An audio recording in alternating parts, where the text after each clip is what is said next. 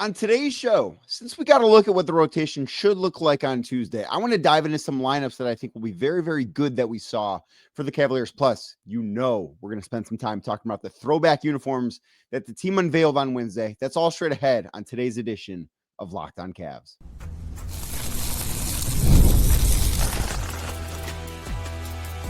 You are Locked On Cavs, your daily Cleveland Cavaliers podcast. Part of the Locked On Podcast Network. Your team every day. What's up, everybody? I'm Danny Cunningham, and I cover the Cleveland Cavaliers over at my Substack, The Inside Shot, and you're listening to another edition of Locked On Cavs. Thank you for making today's show your first listen, and thank you to those everydayers out there that make Locked On Cavs their first listen every single day. You can find the show anywhere you get your podcasts, Apple, Spotify, or anywhere else. Please do us a favor, make sure you're subscribed, give us a nice rating, leave us a nice review as well, and tell a friend about the show. Friends don't let friends go without Cavs coverage, as the season is now officially less than 1 week away. We're also available streaming on YouTube every single day, so if you're watching this video, do us a favor, hit that thumbs up button for us, click subscribe, and hit that notification bell so you don't miss the latest Locked On Cavs content.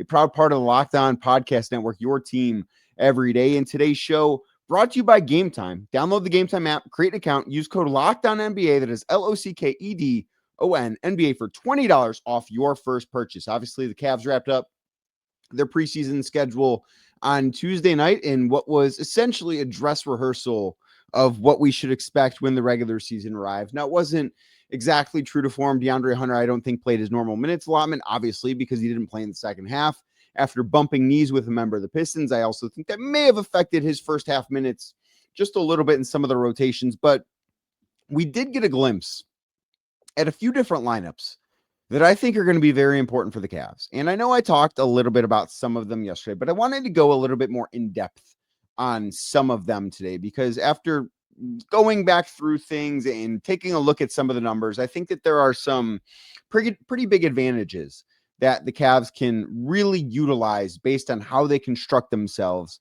with different lineups that are available to them.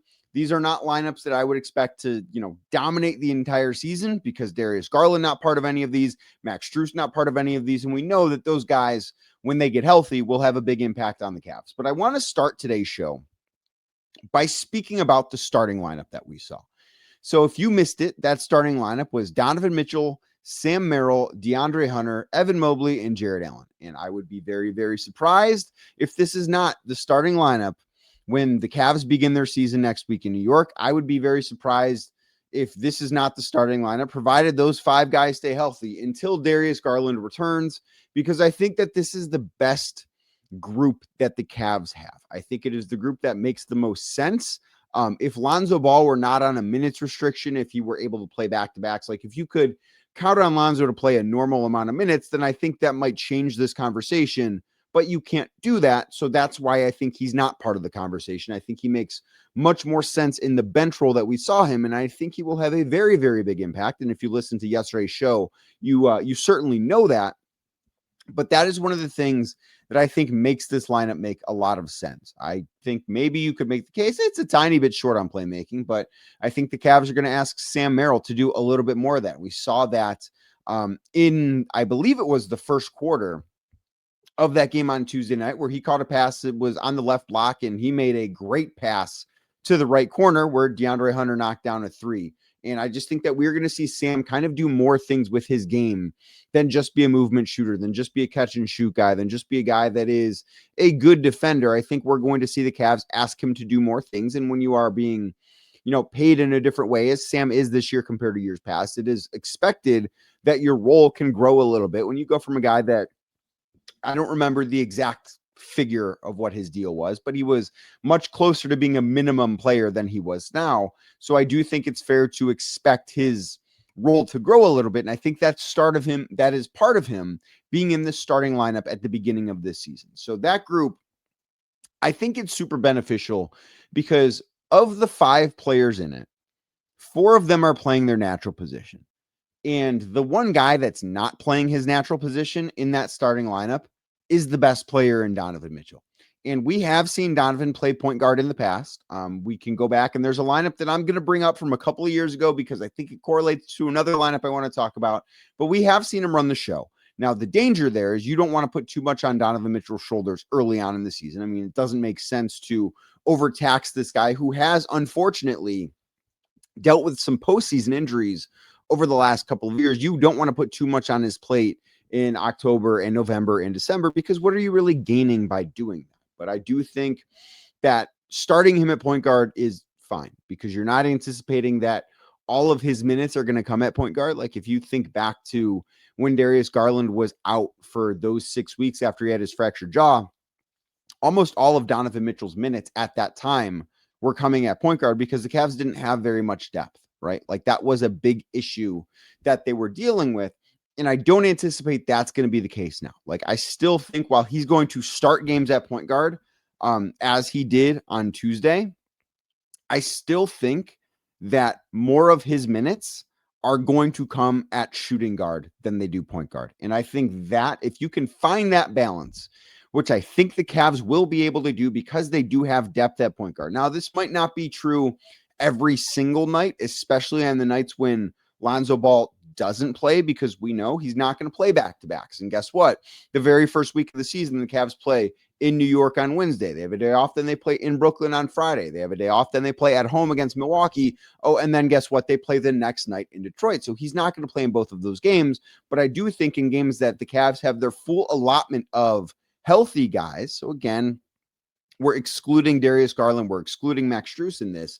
When they have their full allotment of healthy guys, I think that while Donovan's going to start games at point guard, and maybe he's going to end games at point guard too, I think there are going to be a lot of minutes in between where he is playing shooting guard, where he is in his natural position. But you look at the rest of the starting lineup, Sam Merrill playing shooting guard, which is his natural spot. Last year, he played much more small forward than he did shooting guard. DeAndre Hunter playing small forward, which is his natural spot. Last year, he played almost 75% of his possessions, according to Cleaning the Glass. After the Cavs acquired him in February, almost 75% of his possessions came playing power forward. I think that this year, that's going to be the inverse. I think we're going to see him play 75 or more percent of his possessions playing small forward. And even for a stretch on Tuesday night, we saw DeAndre Hunter playing shooting guard for a little bit, which is something we didn't see, I believe, at all last year. I'd have to go back and double check if we did. It was very minimal, but I do think that is a fun thing. And I want to talk about that lineup specifically coming up in just a second too. But then you've got Evan Mobley playing 4. Could there be a case that he's better at 5? Sure, I've made that case. I kind of believe that case, but I do think his natural position is at the power forward spot. And then obviously Jarrett Allen is a center and only a center. Like when I was tracking the rotation on Tuesday night, there were a few guys. It's like when they're in the game, they're only at one spot. Jarrett Allen, when he's in the game, it doesn't matter who else is on the floor. He's playing center. I think you can also say when Lonzo Ball is on the floor, it doesn't matter who else is on the floor. He's the point guard. Like I kind of think there are a couple of guys that are like that. Now, maybe in the backcourt, it gets a little bit more murky or blurred lines there just because you have so many different guys that can handle the basketball, make plays for each other. But whenever Jarrett Allen's on the floor, he is your center. He's only your center. I think that the guy that is going to benefit a ton from this specific lineup is going to be DeAndre Hunter. And I think that we're going to see him have a great year. I don't want to go out on a limb and say this is going to be the best year of his career statistically, because DeAndre's done some really great things. Like he's had a pretty good career so far, but he's not been on a team this good. Like there have been times in Atlanta where he's been able to put up maybe more points than he's going to put up per game this year because Atlanta had Trae Young. And after that, Atlanta didn't necessarily always have a ton of other offensive options in the way that the Cavs do. Like when DeAndre Hunter is on the floor in this lineup, he's the third option offensively, which if DeAndre Hunter is your third option, I think that's really, really good. Last year when he was in Atlanta, he averaged 19 points a game. I don't think he's going to be that high, but I do think he will be higher than the 14 points a game he averaged with the Cavs last year. I think this lineup is something that is going to be beneficial to him. I think it'll be beneficial to Sam Merrill to be defending a lot of other teams' guards as opposed to having to play defense on the wing. And I do think that this lineup might actually be better than what the Cavs starting lineup will be when the playoffs come, when Darius Garland is in place of Sam Merrill. Because I look at this and yes, teams are going to try and pick on Sam Merrill, but I think that he is a better defender than he's probably given credit for. And I think teams are going to at times pick on Donovan Mitchell, but I think that with how locked in Donovan has appeared, I actually think we're going to be impressed with what Donovan looks like on the on the defensive end. I know we will be impressed with him offensively because that's the type of player he is. But I think we're actually going to be impressed. I'm not saying he's going to be, an all defense caliber guy, but I do think we'll be impressed relative to expectations with who Donovan Mitchell is on the defensive end of the floor this year. And I think that's one of the things that could make this starting lineup that I expect to be the starting lineup for the Cavs when the season gets here, make that lineup great. Now, there are two more lineups that I think are very, very exciting for some very different reasons. So we'll dive into those next right here on Locked On Cavs. But first, today's show brought to you by FanDuel. The NFL season is here, and FanDuel has an offer that you don't want to miss because right now, new customers can bet just $5 and get $300 back in bonus bets if you win. That's right. Pick a bet, put down $5, and if it hits, you will unlock $300 in bonus bets to use all across the app. FanDuel has everything you can imagine. As I mentioned, football season is here. There's a game going on tonight. It is an AFC North clash.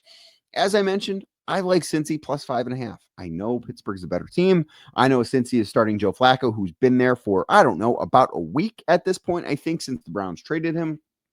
I get all those things. But 5.5 points on a short week on the road against a divisional opponent, that's a lot to give up. I said it last week with the Giants against the Eagles. I didn't know that the Giants were going to win that game, but I felt like they were going to keep it within 7.5. I don't know that the Bengals are going to win this game tonight. I do think they're going to keep it within 5.5. So that's my pick on Thursday Night Football. Maybe that's yours. Maybe you have a different pick. But whatever your pick is, FanDuel is the place to make it. Because right now, as I said, if you're a new customer, you put down $5 on your first bet. If it wins, you unlock $300 in bonus bets to use all across the app. So what are you waiting for? Visit FanDuel.com. That is FanDuel.com to download the FanDuel app today and get started. Thank you again for making today's edition of Locked On Cavs your first listen, and thank you for making it your first listen every day. As I said earlier, you can find the show wherever you get your podcasts, Apple, Spotify, anywhere else. Give us a 5-star rating and leave us a nice review as well. And one of the other lineups we saw on Tuesday night was, there's not a name for it. It didn't play much, but the Jumbo Group is what I'm going to call it right now, because that group this was about 1 minute of game time. And then there was a substitution made, but it didn't affect the principle of this group. But the group that I'm singling out is Donovan Mitchell, DeAndre Hunter, Dean Wade, Larry Nance Jr., and Evan Mobley. That group played about a minute together. And then Craig Porter Jr. subbed in for Donovan Mitchell. So yes, that changes how dynamic and explosive your lead guard is. And it's putting more on the shoulders of DeAndre Hunter, of Evan Mobley, really, I think on the shoulders of Evan Mobley in terms of creation too, when you have Craig Porter Jr. out there, as opposed to Lonzo Ball or Donovan Mitchell. Not because Craig's not a good player. I just don't know that that's necessarily the strength of his game leading that unit. But let's go back to what I just said about not the guard spot here, because really it's a one guard lineup. Your shooting guard, technically, in this lineup is DeAndre Hunter. DeAndre Hunter is not a shooting guard. He's somebody that can play multiple different positions. And as I mentioned, played roughly 75% of his possessions last year, power forward, despite being somebody that I profile as your stereotypical small forward, the guy that the Cavs have desperately needed for years. They opted to play a little bit smaller by pushing him to the 4. This is going in the other direction. And I think this could be really awesome by playing that much bigger, that DeAndre Hunter is your shooting guard. There are not very many teams that are going to have a fun time dealing with that. And what could make this lineup work really, really well is, your guard is going to be who your guard is going to be. If it's Donovan, you're probably not switching 1 through 5. If it's Craig Porter Jr., you're not switching 1 through 5. If it's Lonzo Ball, you might be switching 1 through 5 there, because the rest of that group, DeAndre can guard, I think, 1 through 5.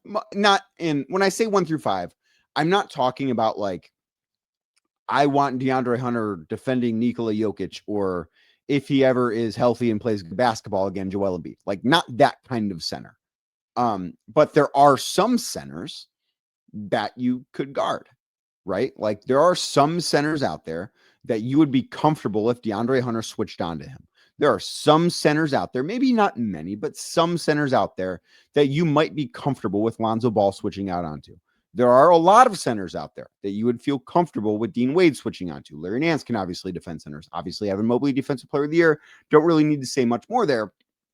But this might be, again, depending on who the guard in the lineup is, this might be the most versatile defensive lineup that the Cavs could possibly have. And all 5 of them can shoot threes. And I think that is a lineup that, you're not going to run this out there for 8 to 10 minutes a night. I wouldn't expect this to be among the most common lineups that the Cavs have. But I look at this and say, man, this is a creative lineup that can cause a lot of headaches for opposing teams. Just the wingspans on the floor, because DeAndre Hunter, long wingspan. Dean Wade, long wingspan. Larry Nance, long wingspan. Evan Mobley, long wingspan. Even Donovan Mitchell, long wingspan. Lonzo Ball, long wingspan. The floor defensively is going to shrink. And I think that is a really good thing. Like there are going to be times at the end of games when the Cavs can, and we have seen them close out games without Jarrett Allen. I think this maybe is more of a matchup specific lineup that could be a lot of fun. But this could be a lineup like, hey, there's 30 seconds left and we need to stop. This is your 5. I think it could make a lot of sense. The fact that we saw it for a minute in the second quarter, I thought was a cool thing. It was certainly a lineup that I'm like, oh, as I was tracking this, because if you do subscribe to my Substack, The Inside Shot, I put out there, like I tracked the whole rotation from Tuesday night. So if you're interested in seeing what that was and just like some intricate takeaways from that, go subscribe there. The link is in the show description. But this is one that I think could cause defensive nightmares for opponents. And I do think if we saw Lonzo Ball at the point for parts of it, while maybe he's not, this is a lineup that might not get to the rim a ton in terms of just like isolation, because Donovan and maybe Darius, the only 2 guys that kind of fit that mold that could be in the guard spot here.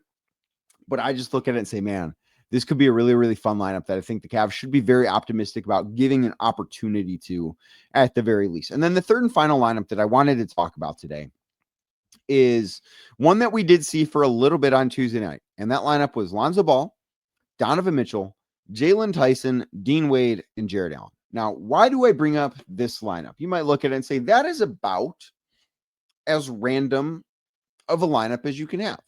And most of these lineups, as you would notice, the first 2 both had the Cavs' 2 best players. Shocker. Those lineups should be really good. This is the first lineup that doesn't have both of the 2 best players on the Cavs because Evan Mobley's on the bench for this one. But I went back and I looked at what the Cavs did when Darius Garland and Evan Mobley, for that matter, were out for 6 weeks a couple of years ago. As we know, Garland had the jaw injury. Evan Mobley, I believe that was a minor knee surgery that he had that cost him about 6 weeks. And then I think he sprained his ankle a couple weeks later, missed a week or so from that. But the most common lineup that the Cavs used during that stretch, and if you think back, they were not playing good basketball when those guys got hurt, and they got hot when those 2 left. Like I think it was 17-1 that they went over the course of 18 games. The most common lineup at the time was Donovan Mitchell, part of this one too. Max Strus, obviously not part of this one because he is out. Isaac Okoro, Dean Wade, and Jarrett Allen. Now, it's not player for player, but who is the most comparable player in terms of stature, in terms of skill set to Max Strus that the Cavs, and it's not perfect. Like there are no perfect players. These guys are not clones. But in terms of those things, I think Lonzo Ball is the most comparable player to Max Strus. I do. On the Cavs roster, I think those 2 guys, while they're not completely interchangeable, and Lonzo is obviously a much better playmaker than Max is and somebody that can lead an offense, I think, in a better way than Max can, while Max is more of a movement shooter and can do that skill set, which Lonzo Ball I don't necessarily think of when I don't think of him when I think of that skill set. And then Jalen Tyson in the Isaac Okoro role as a good defender that, maybe has some shortcomings offensively, but can do a lot of the hustle things, can rebound for you, can do a lot of the dirty work. I think this lineup of Lonzo, Donovan, Jalen Tyson, Dean Wade, Jarrett Allen, very similar to the lineup of Donovan Mitchell, Max Strus, Isaac Okoro, Dean Wade, Jarrett Allen. Now, why did I bring that lineup up specifically? Because as I mentioned, it was the most common lineup when Darius Garland and Evan Mobley were out. That group played right around 500 possessions together, according to Cleaning the Glass. That lineup outscored opponents by 20.7 points per 100 possessions. It had a net rating of plus 20.7. And I think it would be unfair to expect the lineup I just threw out there of Lonzo, Donovan, Jalen, Dean, and Jarrett to have a net rating of plus 20. But I look at that previous lineup and say, well, the proof is kind of in the pudding here. Like, we know that this sort of structure can work. That group was great offensively. They were pretty good defensively.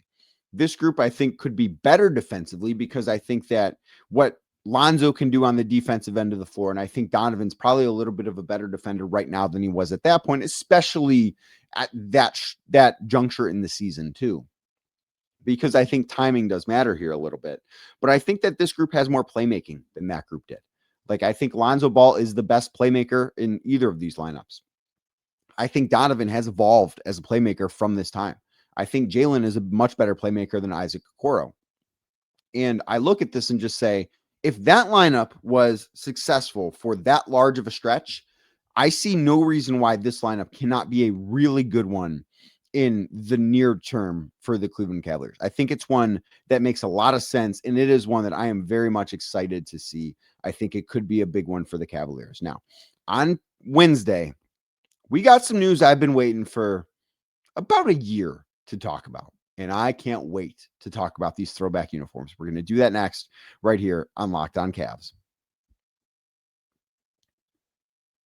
But first, today's show is brought to you by Wayfair. The holidays are going to be here before you know it. They are coming up very quickly, folks. And that's exciting, but getting your home ready for guests to come over and celebrations, it can feel like a lot. It can build a lot of stress. It can cause anxiety. It might not be the favorite part for you of the holiday season. Maybe your serveware needs a refresh. Maybe the guest room needs some new bedding. All of these things are very real possibilities for you. And Wayfair has you covered because they've got everything you need to get your home holiday ready, from Christmas trees and wreaths to bedding, cookware, outdoor inflatables. It is your one-stop shop for every single room in the house. Wayfair makes it easy to personalize your home for the holidays with a huge selection for every style and every budget. Plus, free and easy delivery, even on the big stuff, so you can get everything you need without all the hassle of huge delivery fees. Nobody wants that, especially around the holiday season. So get organized, refresh, and ready for the holidays for way less. Head to wayfair.com right now to shop all things home. That is wayfair.com, Wayfair.com. Wayfair, every style, every home. Today's show is also brought to you by Game Time. Basketball season officially here. The Cavs play next week in New York. I can't wait. I'll be there. I won't need a ticket, Oliver Credential, but if you're in the Big Apple, maybe you want to get a ticket.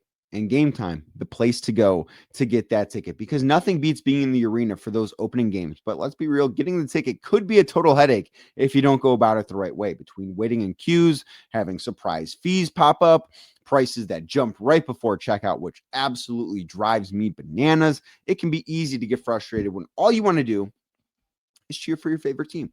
That's where Game Time comes in, because the app that gives fans the advantage is Game Time. It's your ultimate life hack for scoring amazing NBA tickets fast, easy, and stress-free. So take the guesswork out of buying your NBA tickets with Game Time. Download the Game Time app today. Create an account. Use code LOCKEDONNBA. That is LOCKEDON NBA for $20 off your first purchase. Terms do apply. Again, that's code LOCKEDONNBA, LOCKEDON NBA for $20 off that first purchase. Swipe, tap, ticket, go with Game Time.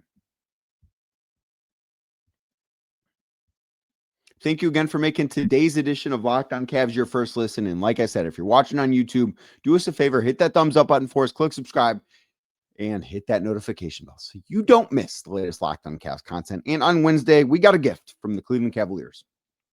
That gift has long been rumored. It is something I found out about in all truthfulness, and this has not been a secret I've loved keeping. But the throwback uniforms were unveiled on Wednesday. And I did a story for Cleveland Magazine on last year's City Edition uniforms, which were done in partnership with the Cleveland Museum of Art. And I thought those uniforms were fantastic. But while I was doing that story, I was talking to people, and I had heard, hey, going to be throwback uniforms next year. And yes, they're the ones you're thinking they're going to be. And Wednesday was the day that they were finally unveiled. So if you are unaware, I would recommend just go search Cavs jerseys on social media and you will find them. They are the navy blue checkerboard jerseys that the Cavs wore from, I believe, 2006 until 2010.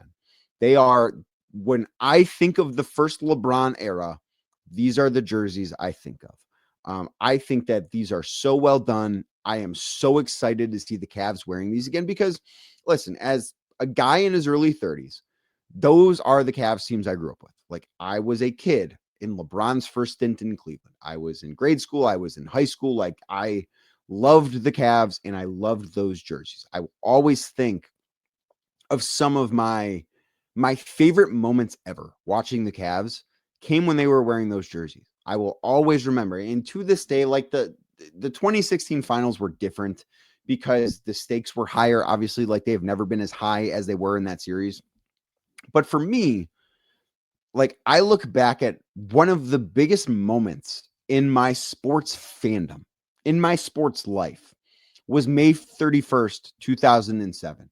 The Cavs were in Detroit taking on the Pistons, Game 5, 2007 Eastern Conference Finals. And you know what happened. LeBron James, 48 points, scored 29 of the last 30, had 25 straight wearing the uniforms the Cavs unveiled on Wednesday. They had so many great moments in these jerseys. I cannot wait to see them on the floor.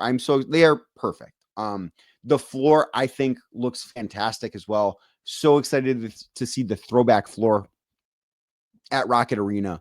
We are getting them 11 times this year. 8 of those will be in home games. They're going to wear them 3 times on the road as well. They'll wear them on the road in Toronto, I believe November 24th.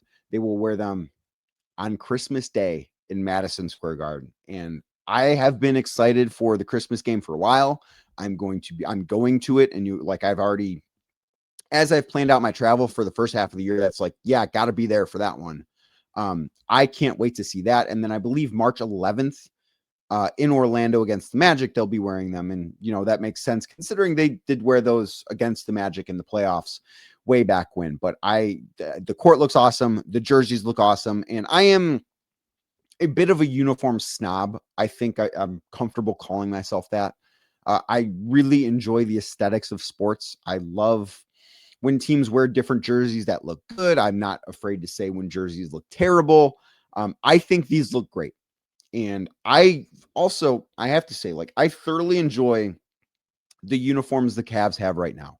I think they are a tremendous step up from what the Cavs wore the previous edition, like the LeBron's last year in Cleveland until Evan Mobley's first year in Cleveland. Did not like that set whatsoever. I didn't think any of them looked good between the wine jerseys they had, the black jerseys they had, the white jerseys they had. I thought all of them just kind of looked tacky and not great. And I have not necessarily, for somebody who is a big fan of Nike apparel, until the past couple of years, I was disappointed with what Nike had done since taking over the NBA's apparel contract.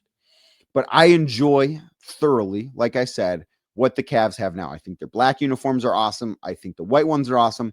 I like the wine ones. I don't love the wine ones. But overall, like, it's a great set. I do think too, while I'm just on this and talking about this, because why not get this take off the chest now? I think the Cavs have changed uniforms a little bit too frequently.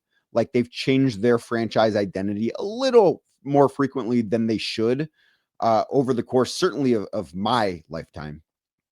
They've had a lot of different looks, and that can be a problem. And as I say, I really like the one they have now. I think that one should stay for a long time. I don't think they need to make any changes anytime soon. But if they do make changes anytime soon, or if they ever go away from their current branding, I would be so in favor of going back to what the team had from 2003 until 2010. I think that is maybe the best look the Cavs have ever had. Now I understand like styles and trends change a little bit, right? Like now we want colors to be a little bit bolder, and like the version of wine they had back in 03 was a little, it didn't pop quite as much. The gold they had was more of a Vegas gold as opposed to a gold that popped and was closer to yellow. And I think they're kind of closer back to that gold right now, although I don't know that the wine is quite the same right now. I love the Navy uniforms, and if they ever want to change what they have right now, I would love for this to be the full-time look. I think it is the best look the Cavs have had. I think they've had a lot of really good looks in franchise history. I think they've had some not so great looks. Like maybe I'm in the minority here. I did not like what they wore in the 90s at all. I don't think that's a good look. Wasn't crazy about the blue and orange either in the 80s. I thought that what they had in the 70s was great. And then from 03 to 10 was very good. I thought from 10 to 17 was solid, not as good as the first LeBron era. From 18 until 22 was garbage. And I think what they have now is very, very good. So overall, I think the throwback uniforms are 10 out of 10, like no notes, just absolutely fantastic stuff.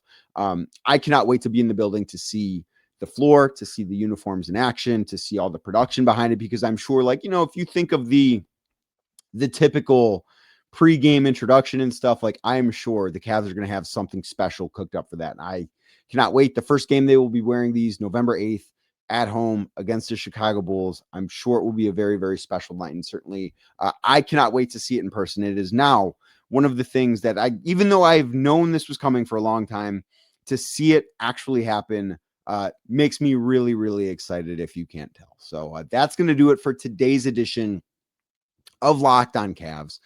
Tomorrow's show, it is win total season. I don't know if you've heard on some other podcasts, it's time where everyone's talking about the win totals.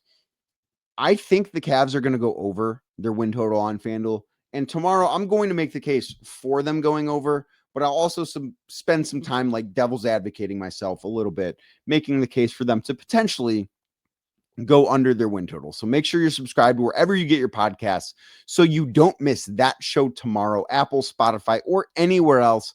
Like I said earlier, please do us a favor, make sure you're subscribed, and tell a friend to subscribe as well. And if you're watching the show on YouTube as we get out of here, please hit that thumbs up button for us, click subscribe, and hit that notification bell so you don't miss the latest Locked On Cavs content. And I will be back tomorrow talking more about the Cleveland Cavaliers.